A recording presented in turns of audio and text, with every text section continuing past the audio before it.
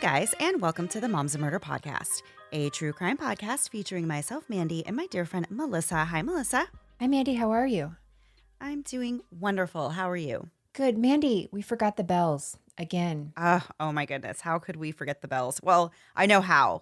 It's just been a very busy week. I'm sorry. Bells took a back seat this week. I want that on a shirt. Bells take a back seat this week. I get it, but it's funny. As soon as you said, "Hey guys," I was like, "We forgot the bells. We forgot Like, the it's jingle like bells. We yeah. did. Oh goodness. Well, things are heating up. No, they're not. They're cooling down. But things are heating up. Life is heating up, right? It's getting busy. We've been talking about this. Everything is in overdrive right now. Yes, it is. We are on the complete march to Christmas, and my kids are very excited. I'm excited. I love Christmas, but then I also feel like it comes up so fast, and I just wish I could enjoy it more. So I'm trying to this year. I'm trying to enjoy the days leading up to Christmas so that I actually feel like I got something out of it this year. I'd appreciate my kids being consistent with the things they want for Christmas. That would be really helpful if whenever I say, "So when you say you want this, is this what you mean?" And they're like, no, that was last week. And what I'm thinking now is, I'm like, what? No, stop. This is on sale this week. Please. For Santa. Yeah. Yeah. No, my kids have done that to me. And now I have two brand new pairs of shoes that are supposed to be Christmas presents. And they have now told me they want different shoes instead. So I'm like, oh my gosh, crap. I have to take these shoes back and I have to go get the right shoes.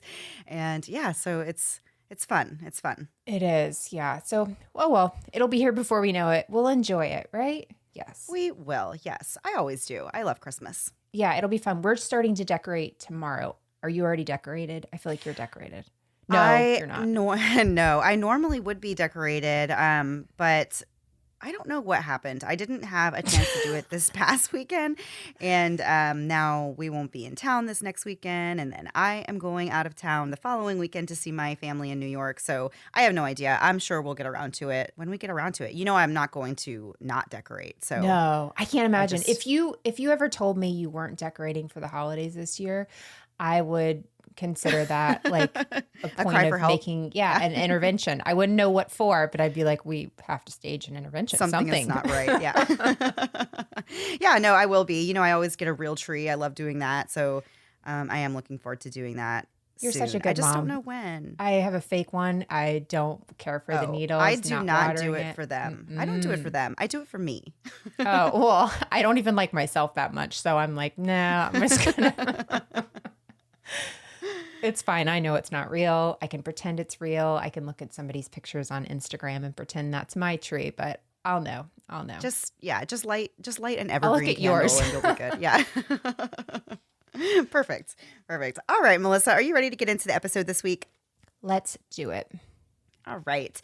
So today's episode covers a topic that many of us probably haven't given much thought to, but it is one that is sure to make you think.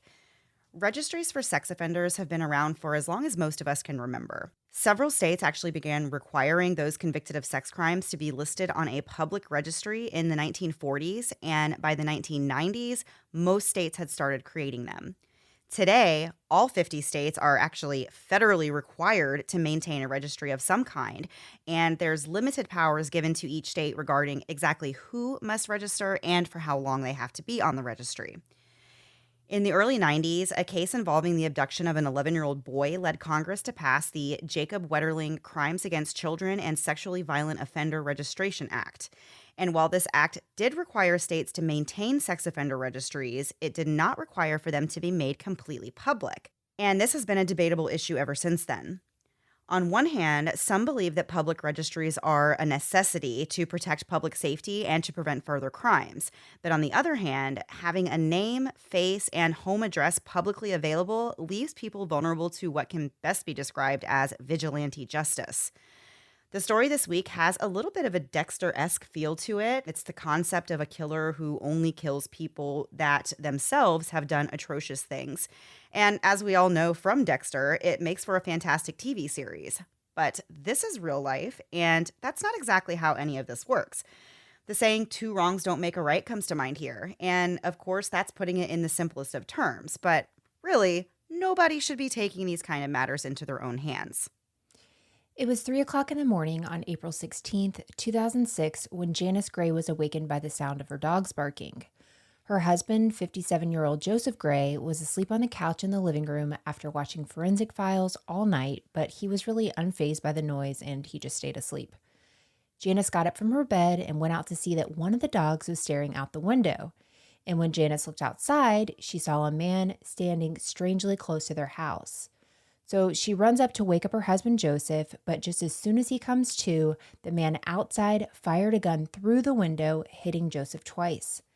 Joseph collapsed in Janice's arms and died moments later as the shooter ran to his car and drove away.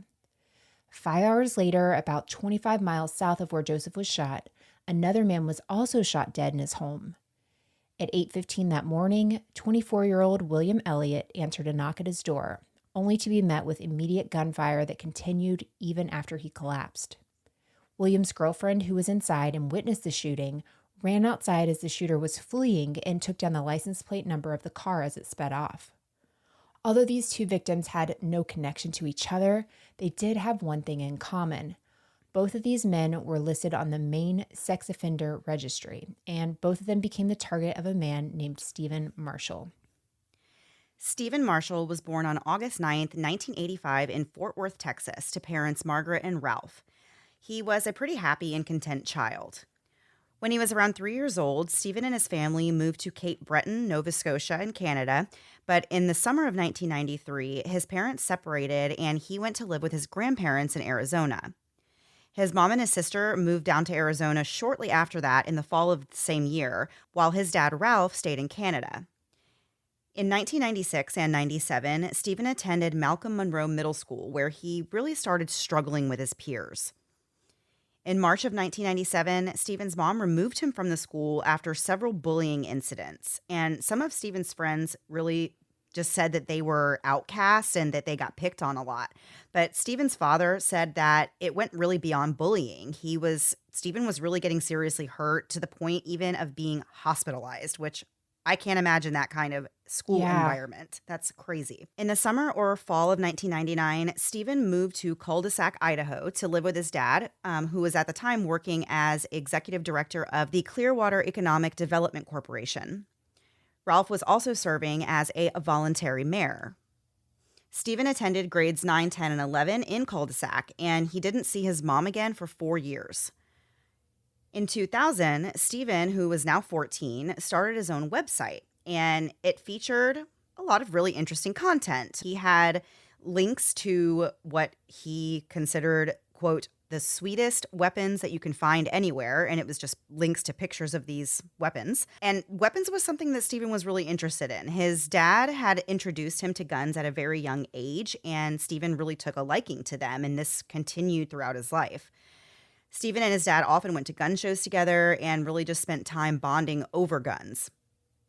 On Stephen's website, he had a list of personal dislikes, which include, quote, minorities getting special treatment, men who don't keep their women in line, asthma, which is something that he was afflicted with, women in general. This is on the list of his personal dislikes. I mean, I know you said the asthma is something he dealt with, but asthma in the middle of all of these is just blows my mind. Me too, yeah. So he also dislikes the beautiful people, his job, cleaning, school, society, the disgusting commercialization of our daily lives, the economic system, capitalism, but he said it will do for now. He doesn't like rich people, the United Nations, a world government, the feds, the man and his rules, civil oppression, and the Patriot Act of 2001. So he has a very long list of things he just does not like. I'm almost confused on what is not on this list. Yeah, it's a very thorough and comprehensive list. No kidding. Wow, that's terrible, but it says a lot about where his mind is at, because that's a lot of things to hate. Absolutely, yeah.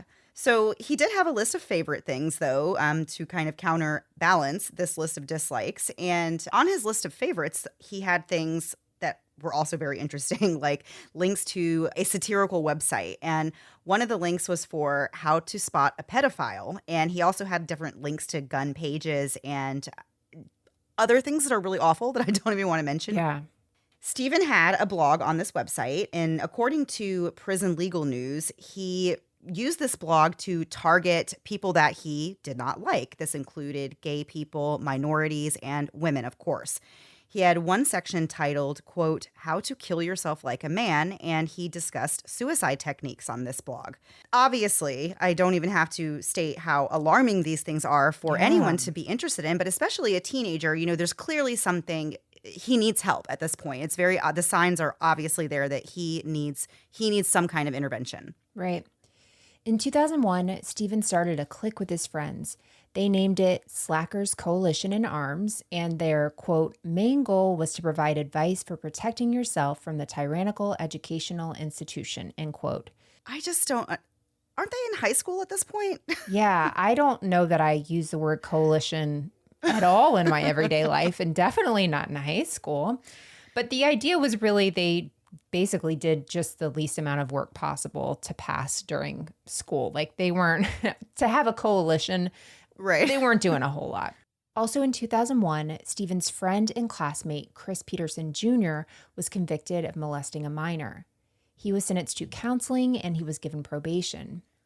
Stephen and his friends often had these conversations about how child sex offenders were worthless and, quote unquote, worse than killers. On April 24th, 2001, 15-year-old Stephen used an AR-15 to threaten a teenager named Nathan Tyler, who was fighting with Stephen's friend on the front lawn of Stephen's dad's home in cul-de-sac. Nathan Tyler told police he'd had issues with Stephen in the past. They'd actually gotten into a fistfight previously.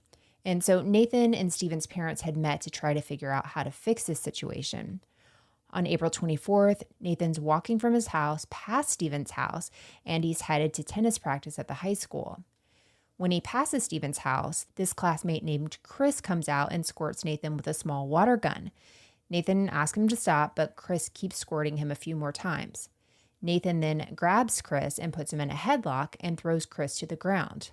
Stephen, who's on his porch, starts yelling, "Let him go," in a very serious voice. When Nathan looks up, he sees Stephen in the doorway with an AR-15. So Nathan lets go of Chris and he keeps walking. There was a neighbor nearby that called police, and Stephen told them that the gun hadn't been loaded and he never pointed the gun at Nathan. He said he was simply protecting Chris and his home. Stephen was then charged with felony aggravated assault, and in July he was given 6 months of probation, ordered to attend Hunter's Safety, and write an apology in a 5-page paper on teen violence.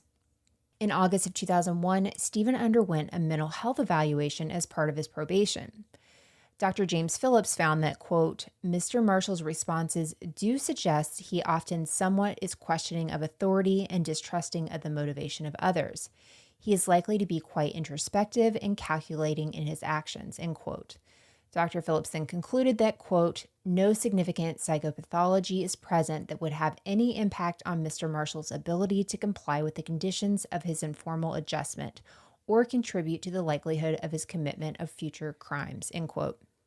So in June of 2002, Cul-de-sac City Maintenance Supervisor Chris Peterson Sr., who is that father of Stephen's friend Chris Peterson Jr., the one that had been convicted of molesting a minor back in 2001, the dad was actually arrested for sexually Oh my abusing gosh. 2 minors. Yeah.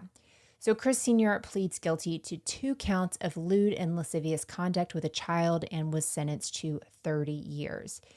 And there's so much more to this story, and we will get right back to it after a quick break to hear a word from this week's sponsors.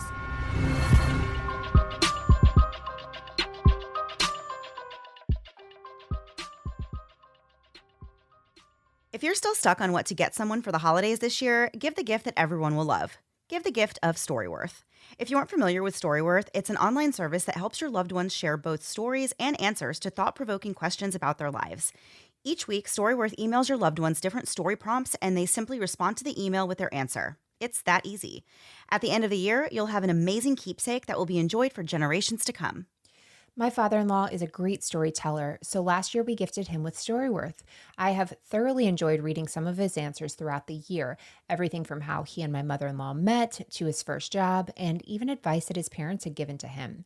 At the end of this year, Storyworth will compile all of his stories along with photos into a beautiful keepsake book that's shipped to him for free. I plan to buy additional copies for our kids and for my niece to have. There are so many things I wish I had asked my grandparents as a child, so I'm so excited my kids will have answers to all of those questions about their grandpa thanks to Storyworth. I love that Storyworth asks unique questions like, what's a small decision you made that ended up having a big impact on your life? And even allows you to make up some of your own questions. Things that maybe your loved one hasn't thought about in a while, but they have a story for that you might not have ever heard before. With Storyworth, I am giving those I love most a thoughtful, personal gift from the heart and preserving their memories and stories for years to come. Go to storyworth.com/moms and save $10 on your first purchase. That's storyworth.com/moms to save $10 on your first purchase. I spent all of Thanksgiving watching the show Selling Sunset, which is just where people argue, and I get to look at beautiful homes I'll never be able to afford. And while I'll never own a mansion in Calabasas, thanks to Hunter Douglas, I can still live well in comfort and style thanks to things like their innovative window shade designs, gorgeous fabrics, as well as their incredible control systems. While we aren't celebrities, you can live like one thanks to Hunter Douglas. Their window systems offer superior insulation, all while protecting your privacy inside. The windows at my house are older than I am, so they're really, really old, and the insulation is really, really terrible. With Hunter Douglas shades, I could get superior insulation that could also help with my utility bills by keeping it cooler in the summer and warmer in the winter. And with their PowerView technology, which can be set up automatically to reposition for the perfect balance of light, privacy, and insulation anytime, day or night. Visit hunterdouglas.com/moms today for your free Style Get Smarter design guide with fresh takes, creative ideas, and smart solutions for dressing your windows. That's hunterdouglas.com/moms for your free design guide. And now back to the episode. So before the break, we were talking about the background of Stephen Marshall, the man who hunted down 2 registered sex offenders in Maine and shot them to death in their own homes. Right before we took the break, we were talking about some of the people that he had in his life that he knew, a friend of his and the friend's father, who were involved in cases that they were convicted of a sex crime. And that's kind of brings us up to speed with where we are now. So in the summer through the fall of 2002, Stephen moved to Phoenix to live with his half-sister, and he went to his senior year of high school there. In the spring through summer of 2003, Stephen visited his mom for the first time in 4 years. He also visited his dad, who had at this point moved to Colorado. In September of 2003, Stephen moved back to Nova Scotia to live with his mom, and he started attending a computer course. In December of that year, he tried to join the Canadian military, but due to his asthma, he was denied. He was really, really upset about this. He wrote an email to one of his friends, and he said that before he even moved up to Canada, he had been told and assured that he would be able to join the military and that his asthma would not be a problem. So he was really upset when he found out that that was the reason that he was denied. So just to give you an idea of the type of person that he was and kind of the short fuse that he had, this email where he was complaining about this and talking to his friend about being upset, at the end of this email, he wrote, quote, "Well, I got to get out of my ex house before the stepdad comes home and I have to beat him with bats and stuff. You know how it goes," end quote. Oof. Obviously, this is meant to be like a joking thing, but like what a weird way to joke. Yeah. Yeah. So in August 2004, Stephen saw a psychiatrist for his depression, and he went to just 2 sessions before canceling all of the others. In early 2005, Stephen got into an argument with his stepfather, and he ended up moving into a rooming house in Sydney, which is also in Nova Scotia. In April, a convicted pedophile named Francis Doyle was released from prison and moved into the same rooming house as Stephen. And Stephen later told his dad that this man tried to have some kind of sexual relationship with him. According to the police documents, quote, "Stephen was upset that the man made a pass, but was even more upset that he was living next door and didn't know he was a pedophile," end quote. The next month, Stephen moved out of the rooming house and he moved in with some of his friends. In early 2006, people started noticing that Stephen really just was not acting like himself anymore. He had some kind of emotional crisis at work and he fainted. And after this event, he went into a deep depression. And it was so much so that his mom was really worried about him because he was starting to have trouble concentrating and he had developed this tremble. He would just be trembling all the time. Stephen and his mom actually met with a pastor, and Stephen became a Christian. And he seemed to kind of get his life on track from there. He started jogging, he quit smoking, and he really started planning an actual future. But on the other hand, he was still acting really differently. He still talked about his feelings towards pedophiles, and he told his mom, Margaret, that, they were lowlifes and scums of the earth, and he still seemed really fixated on this. As of April 2006, Stephen was working as a dishwasher at a restaurant in Sydney. On April 11th, 2006, 20-year-old Stephen withdrew 500 Canadian dollars and emptied another account of 2,600 American dollars. On April 12th, he told his friends that he was living with that he was going to Cape Breton and he'd be back on the 15th. But really, he actually didn't go to Cape Breton. He went to his father Ralph's house in Houlton, Maine.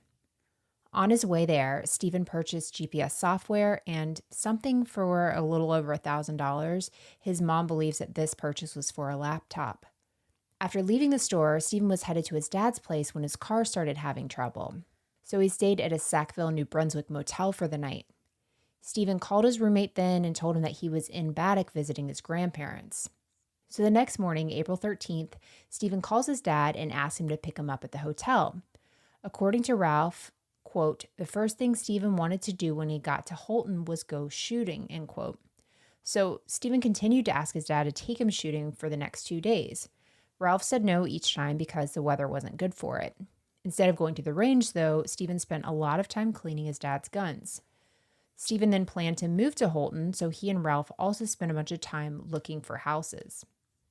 At some point, Stephen looked at the Maine sex offender registry, which had the offenders' pictures, addresses, and convictions. For whatever reason, he takes down the information of 34 out of the 2,200 offenders. 2 of these 34 would become his victims. Stephen also looked at the national, New Hampshire, and Vermont sex offender registries. So as we said before, in 1996, the federal government started requiring authorities in each state to publicize the names and addresses of registered sex offenders. Each state is allowed to decide how much information they make public. Some states may only publicize information on the most dangerous offenders. Some states, like Maine, list every person convicted of a sexual offense, regardless if it's something as simple as urinating behind a building, which isn't that like lewd and lascivious or something like that? What is that one? I think there's lesser charges, but they still fall into the category of a sex crime. Right. Yeah. So there are no details on these crimes on the list in Maine. Instead, there's just a list of convictions. In the early morning hours of April 16th, Stephen stole a Colt AR-15 and 2 handguns from his dad's gun safe. He also stole his dad's white truck and embarked on what he thought would be a lengthy vigilante murder spree of convicted sex offenders. His first stop was the Milo, Maine house of 57-year-old Joseph Gray. Joseph was born on May 4th, 1948, and grew up in Maine. In 1992, he was found guilty in another state, in Massachusetts, of raping a child as well as indecent assault and battery on a person under the age of 14. We aren't going to go into details of what happened in his case. We actually don't even have that information, did not look it up. But his wife, Janice, said that it was not what it sounded like, and he was a good man who had one bad accident. Take that for what you will. After Joseph was convicted of this crime, he met Janice, and she says that he was really upfront with her about his 1992 conviction. They got married sometime in 1996, and in 2004, they moved from Massachusetts to Maine and had just been living a regular life there until Stephen Marshall randomly showed up at 3 in the morning and shot Joseph to death in his own home. After shooting Joseph, Stephen then drove around contemplating his next move. He went by the homes of 4 other registered sex offenders before stopping at 24-year-old William Elliott's home in Corinth, Maine. The other 4 individuals were unharmed on this night, but William was shot to death just as Joseph had been several hours earlier. William's sex offense case was quite a bit different than Joseph Gray's. When William was 19 years old, he was arrested for sexual abuse of a minor. However, the minor in question was his girlfriend, who was 2 weeks shy of turning 16 when her father learned that the young couple were sexually active and he reported William to the police. William was sentenced to 4 months in jail because his girlfriend was 15 at the time of the offense, but had she been 16, there wouldn't have even been a crime committed. On the sex offender registry, none of this information was given next to William's name. It simply just said that he was convicted of sexual abuse of a minor. So anybody reading that can either think that it was a small child, or it could have been the situation like we just discussed. It was a girlfriend with a boyfriend who happened to be over the age of 18. So William struggled immensely after being put on the sex offender registry. And according to his mom, he was really getting harassed from the day that he had to go on there. He started getting these obscene and threatening phone calls, and people were saying that he was going to die and that he should die. Strangers would just come by his house and throw random things in his yard. And the harassment was just really so bad. William was just beside himself, miserable, didn't know what to do, how he was going to live like this.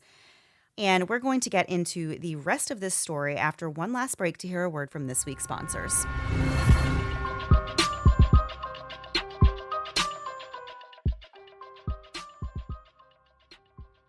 I don't know about you, but I need a little bit of wind down time at the end of the night. My kids have fried my brain and I'm not quite ready to go to sleep, but I'm also not going to run a marathon. I like listening to podcasts at night, and the perfect accompaniment to listening to a podcast is playing Best Fiends. Best Fiends is a puzzle game that gets more challenging and fun over time. There's different levels that carry skills you've learned and obstacles you face with you as you go along. Best Fiends updates the game monthly with new levels and events, so even after playing more than 2,100 levels, I still look forward to playing it every single day. I really love that it only takes a few minutes to play a level of Best Fiends, so I can sneak in a game while I'm waiting for my coffee to brew or waiting for my kid to find his shoes. Sometimes when I just need a break from writing the next episode, I just pick up my phone and play a few rounds and strategize how to complete the next ones. It's a great way to just clear my brain on days when I feel like I'm in a writing rut. And don't just take our word for it. Best Fiends has over 100 million downloads and is the 5-star rated mobile puzzle game that's a must-play in my house.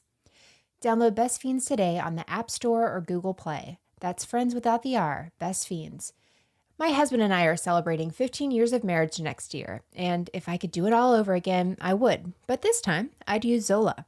Whatever kind of wedding you're planning, Zola.com is the one place to start. They've got your back for all of your wedding needs. That's why over 1 million couples have planned their weddings with Zola. Whether you're looking for your wedding venue or looking for a way to create an incredible gift registry, you can do it all with Zola. On Zola, you'll find everything you need, including help with creating stunning save the dates, invites, and even a matching wedding website. And weddings can get pricey, but planning your big day with Zola never is.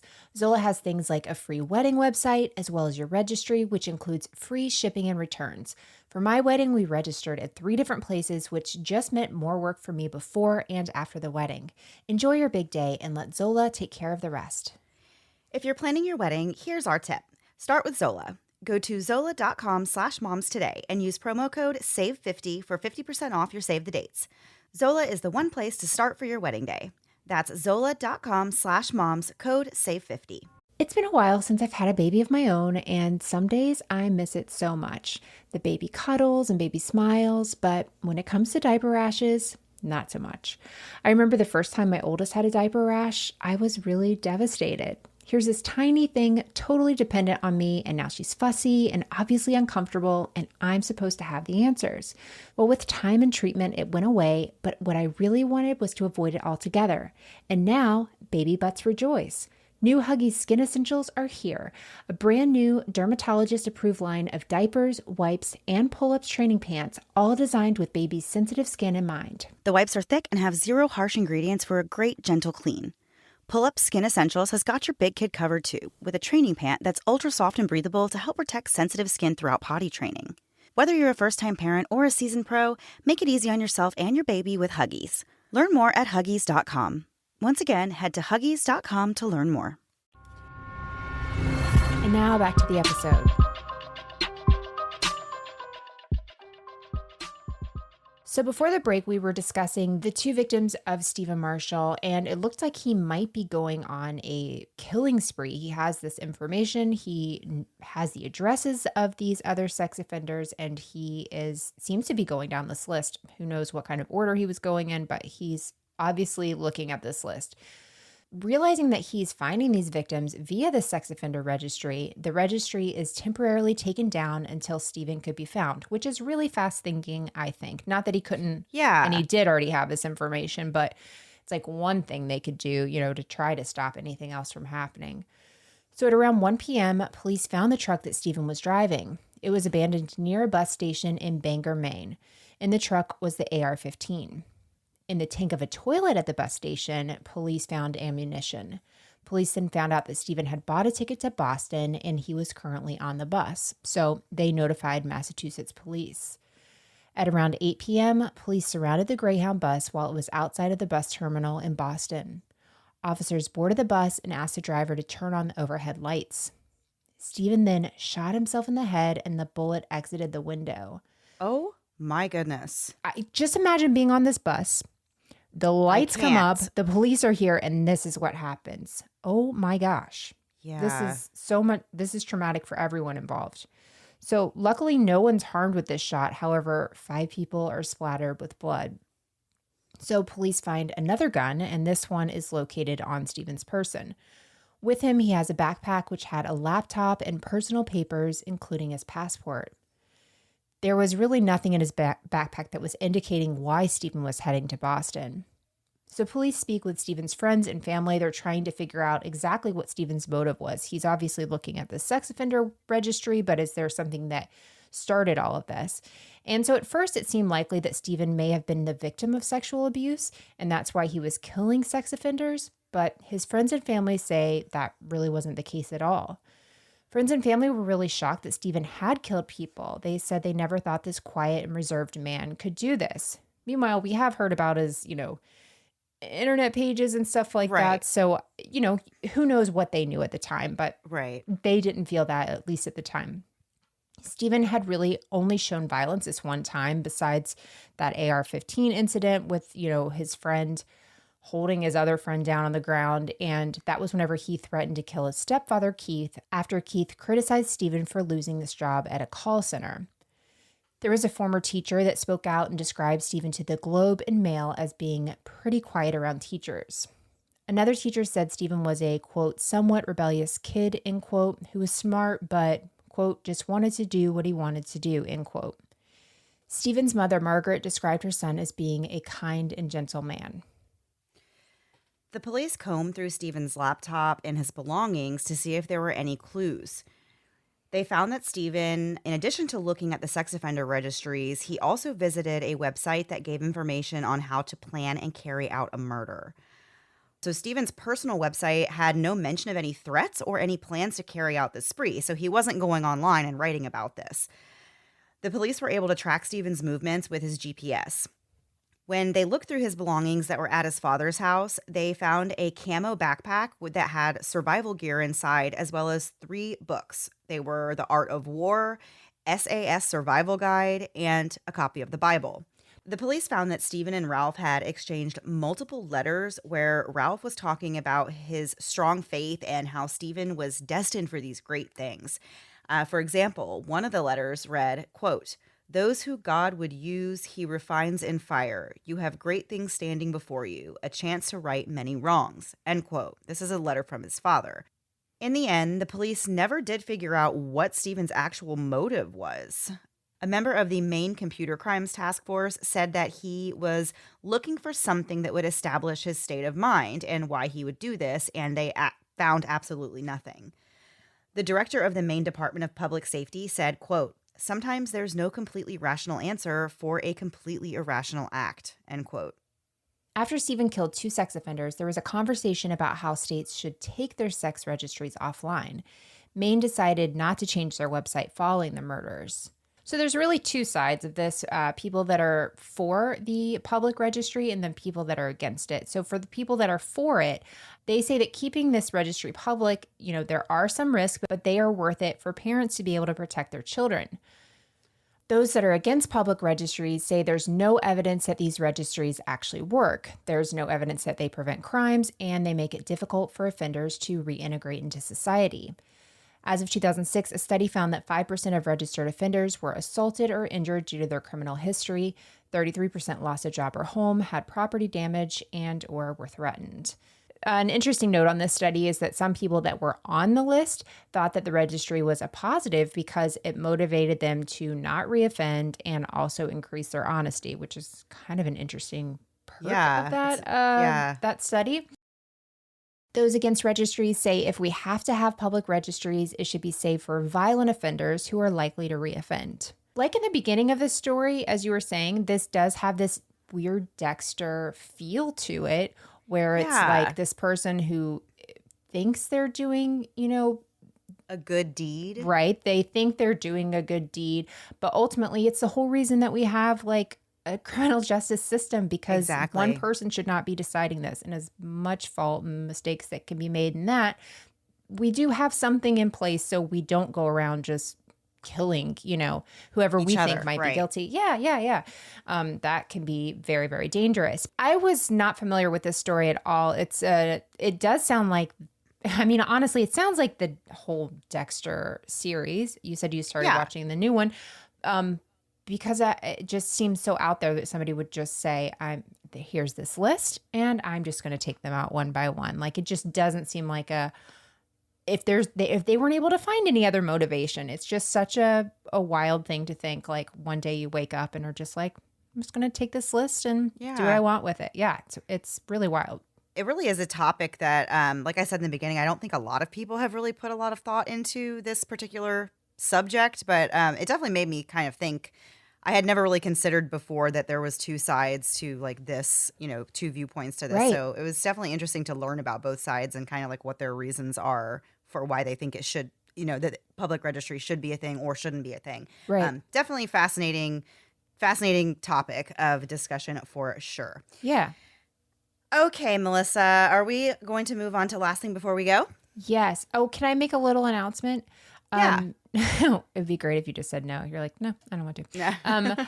Next week is our last week before a break. And so we're thinking like we did last year. We did like worst gifts that we've gotten for holidays and stuff, and found stuff on Etsy, all kinds of stuff. In the meantime, send us if you have pictures of something that you received, a crazy gift for the holidays, something you've bought somebody, something you've seen on the internet. Email it to us at momsandmurder@gmail.com, and you might hear it talked about on next week's episode.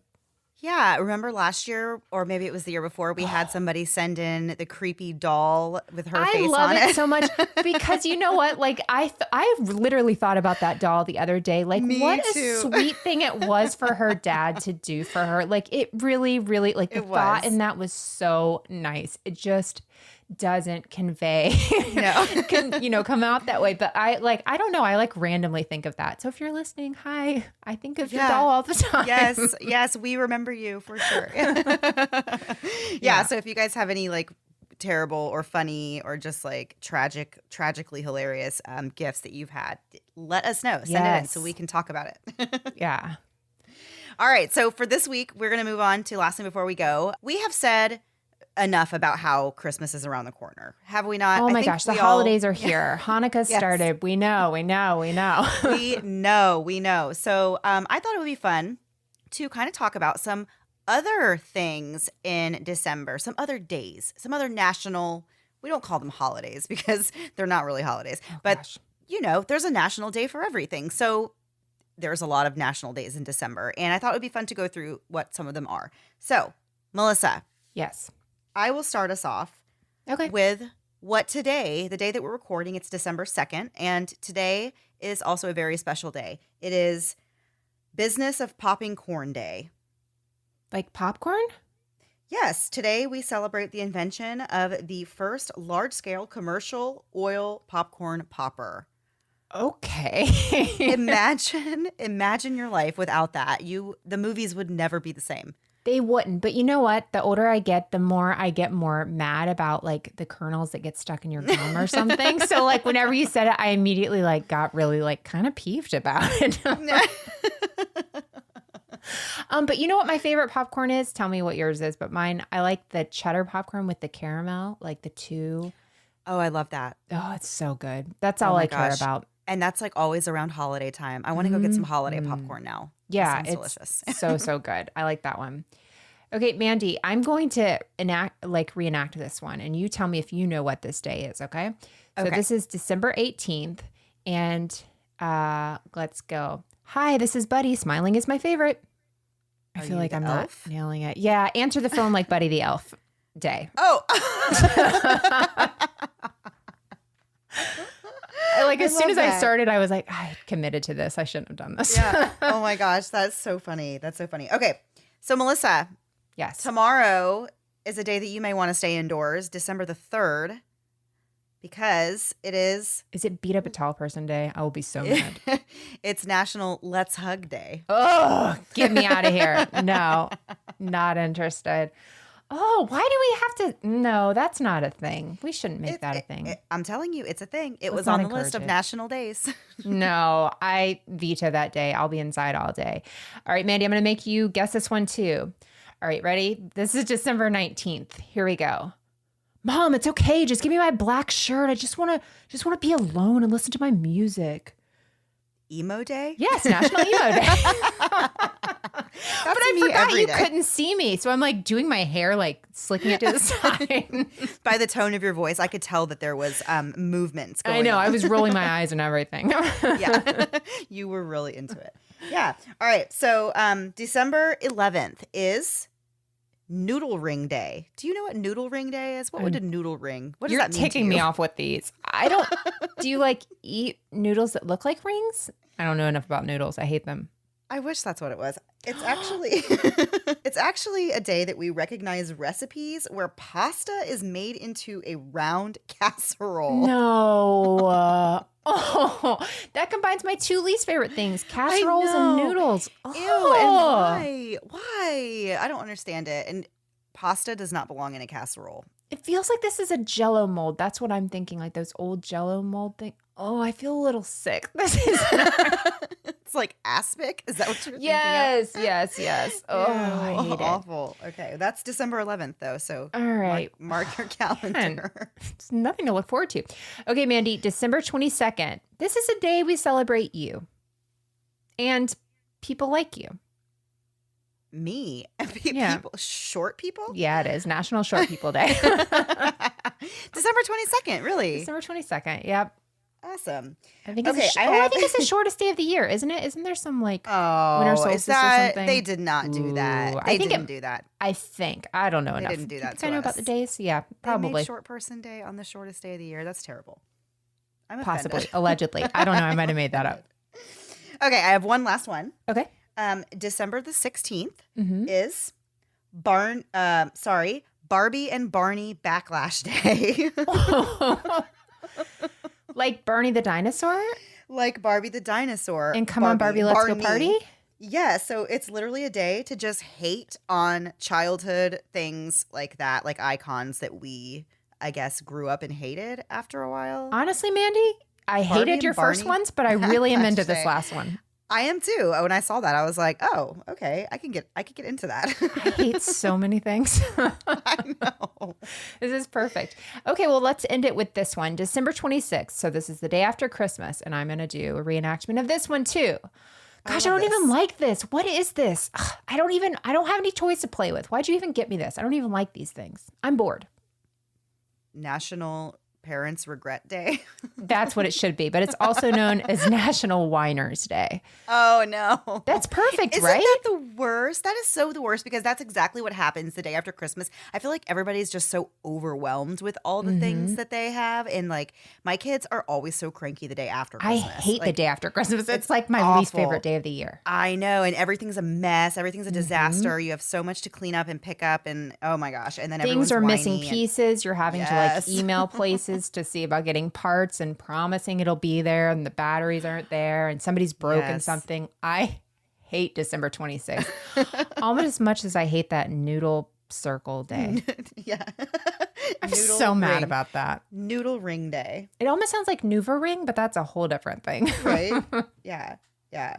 So anyway, those are some fun days that are in December. I found a whole long list that had a lot that I thought some of them were like really silly. Like I can't remember what day it was now, but I saw National Put On Your Own Shoes Day. I was like, oh, is that for the kids? That must be for the kids. Well, either that or National Buy Somebody a Shoehorn Day. One of those things. So, all right. Well, that was it for this week. I hope you enjoyed the episode, and we'll be back same time next week. Wait, I'm messing up the ending here. We'll be back next week, same time, same place. New story, last story of the year. Very excited. I'm very excited that we have made it to the end of the year. Okay. Well, on that note, have a great week, everyone. All right, guys. Bye. Thanks so much for listening to the Moms and Murder podcast. Make sure to check back with us next week for a new episode. You can also find us at momsandmurder.com, where you can connect with us via social media. Please make sure you subscribe and give us 5 stars, because giving us 4 stars would be a crime. Thanks so much.